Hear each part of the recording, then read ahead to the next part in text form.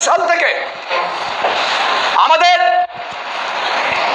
বেতন বৈষম্য, পদবৈষম্য ও নবম পে স্কেল প্রাপ্তির জন্য আমরা গোটা দেশে জেলা পর্যায়ে, বিভাগীয় পর্যায়ে একাধিকবার গিয়েছি।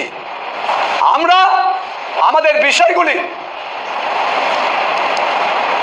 বিগত সরকারের দৃষ্টিগোচর করার চেষ্টা করেছি। আপনারা জানেন, সরকারি কর্মচারীরা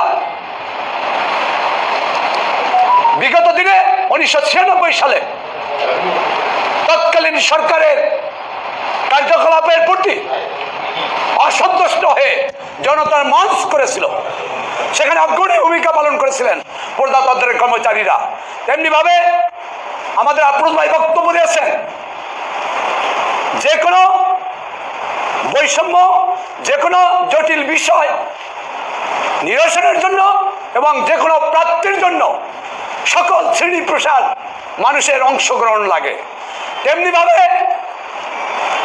আপনারা দেখেছেন, আমরা প্রজাতন্ত্রের কর্মচারী হিসেবে আমাদের ন্যায্য প্রাপ্তির জন্য দীর্ঘ আমরা 2018 সাল থেকে আমাদের